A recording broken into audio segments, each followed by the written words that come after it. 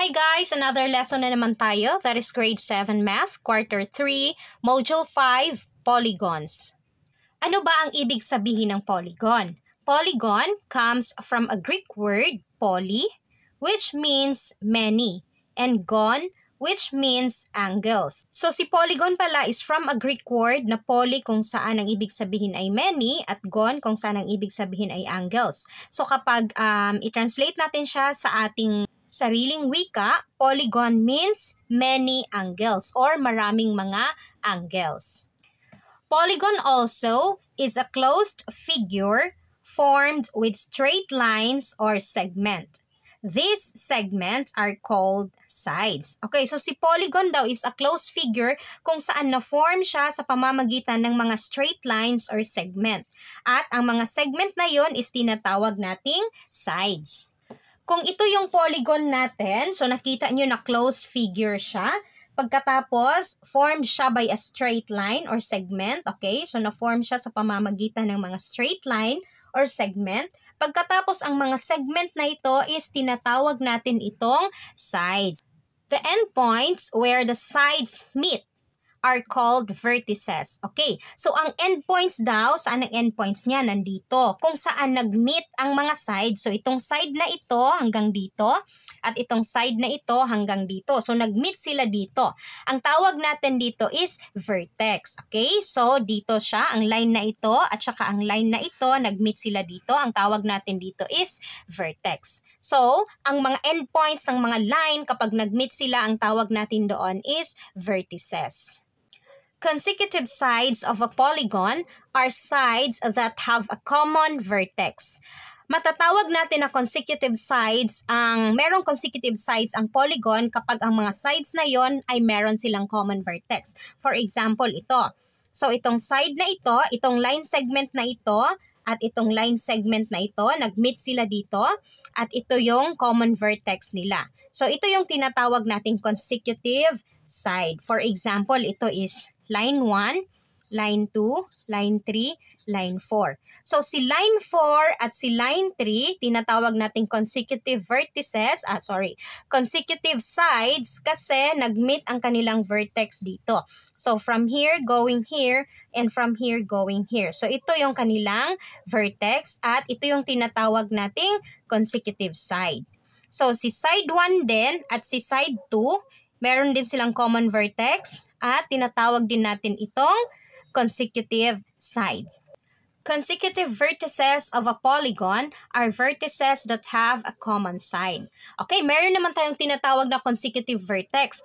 Kanina, ang tinatawag natin is consecutive side kapag nag-share sila ng common vertex. While si consecutive vertices, kapag nag-share sila ng common side. For example, itong si vertex A at si vertex B, nag-share sila ng common side na si line segment 4. Kasi ito yung magkasunod natin na vertex. So, si vertex A at si vertex B, consecutive sila. So, ang common side nila is si line segment 4. Hindi natin pwedeng tawagin na consecutive vertices si vertex A at si vertex C kasi wala silang common side. Okay? So, si vertex D naman at si vertex B, hindi rin natin pwede tawagin consecutive vertices kasi wala silang common side. So, ang side ni vertex D is si line segment 2 at si line segment 1. While si vertex B naman, ang kanyang side is si line segment 4 at si line segment 3. So, hindi sila nag-share ng common side. So, hindi natin sila pwedeng tawagin na consecutive vertices. Okay? So, ang consecutive vertices is ang magkasunod na mga vertex kung saan nag-share sila ng common side. So, meron silang common side. Meron tayong mga figures dito. So, pag-aralan natin, i-check natin kung ang mga figures na ito is a polygon ba. Ang figure 1 natin. Of course, this is a polygon kasi straight line siya and then closed figure siya tapos meron siyang mga angles. Figure 2 naman. Yes, this is a polygon of course kasi formed siya by a straight lines and meron siyang mga angles at closed figure siya. Ang figure number 3. Of course, this is a polygon kasi closed figure siya, meron siyang angles at formed siya by a straight line. Figure number 4. Ano ito? Polygon? Hindi. Hindi, of course, kasi hindi siya closed figure. Kahit na-form siya by a straight line, pero hindi siya closed figure. At meron din siyang mga angles. Kaya lang, hindi siya closed figure. And then next is, hindi rin polygon. Kasi hindi siya formed by a straight line and hindi rin siya closed figure. And then lastly, hindi rin siya polygon kasi hindi siya formed by a straight line. Though closed figure siya, pero hindi siya formed by a straight line. Okay? So, para siyang pa-circle. So, ito yung mga polygon at ito yung hindi polygon.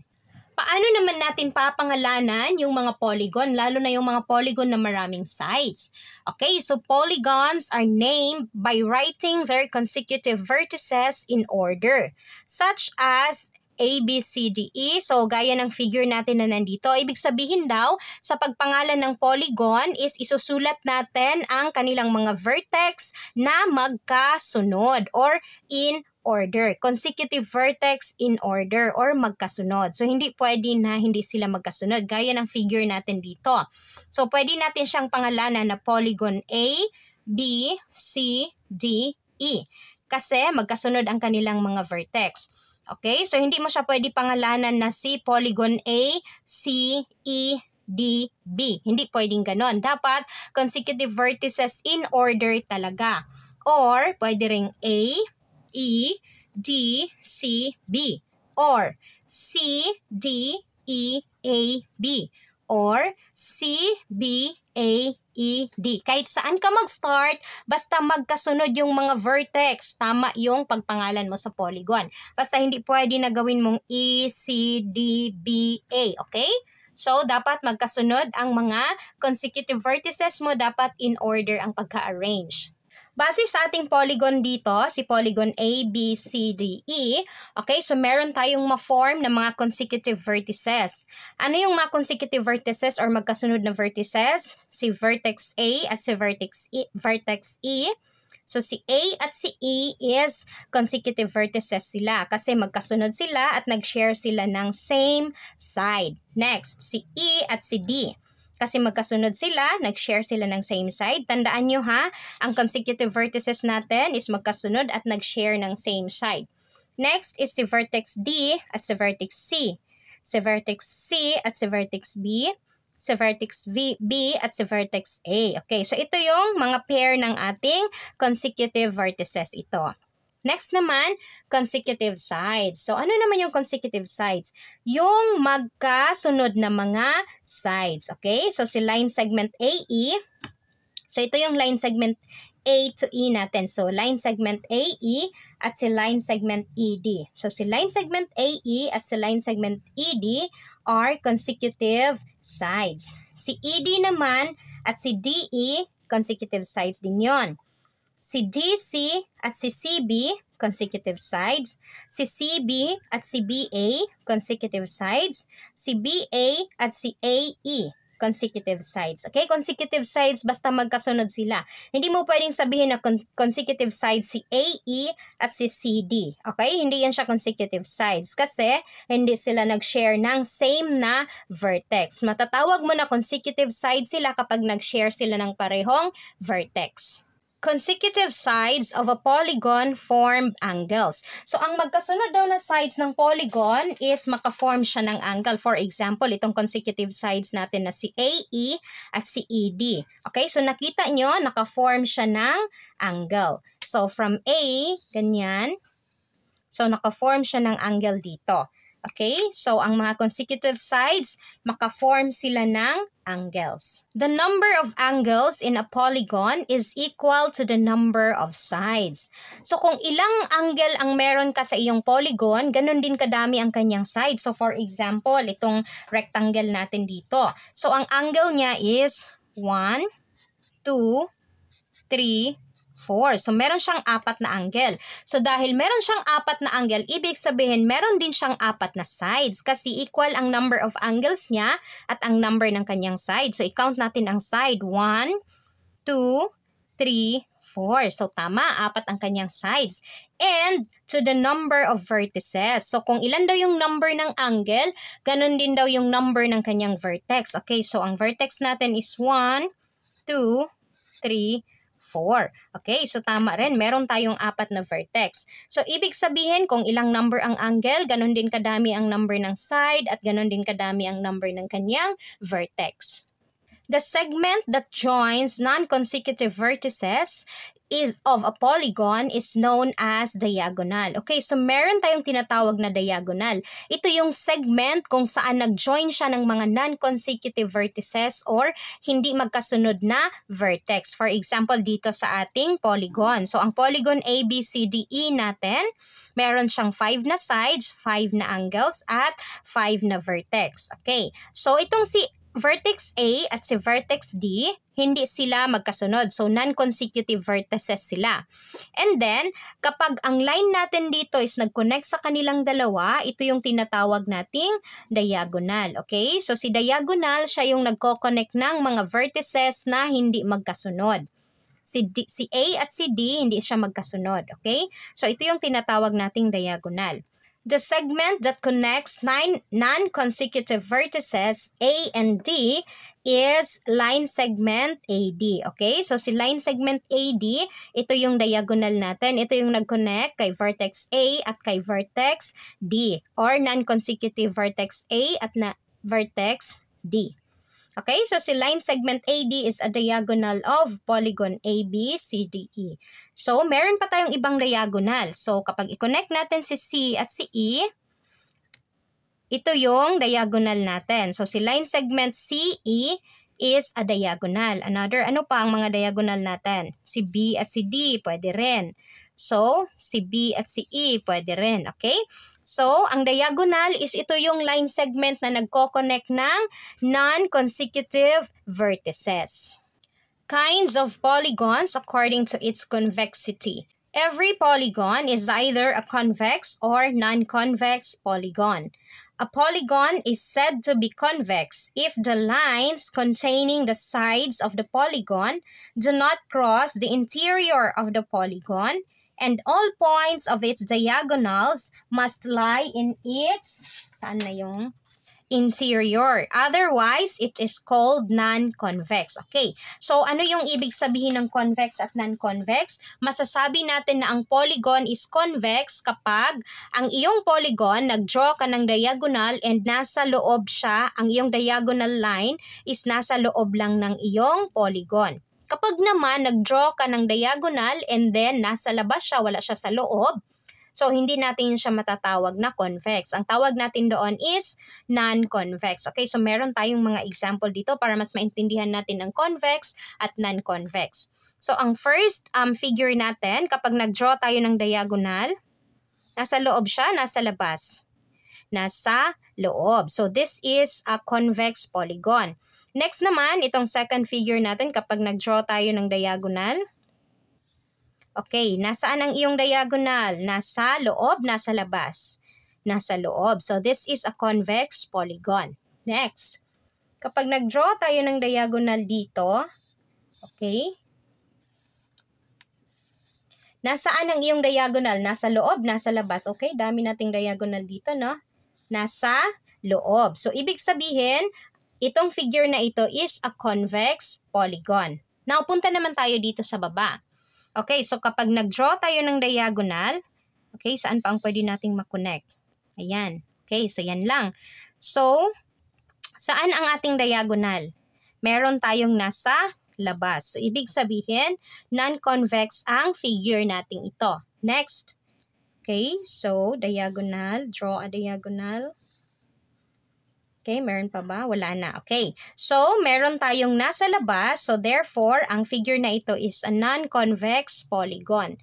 Next, mag-draw tayo ng diagonal. Sorry. Okay. So, ayan. Meron tayong nasa labas. So, this is a non-convex polygon. Okay, so naintindihan nyo ang kaibahan ni convex at ni non-convex. Si convex, kapag nag-draw ka ng diagonal, ang iyong diagonal is nasa loob lang. And then si non-convex, kapag nag-draw ka ng diagonal, ang diagonal mo is merong nasa labas.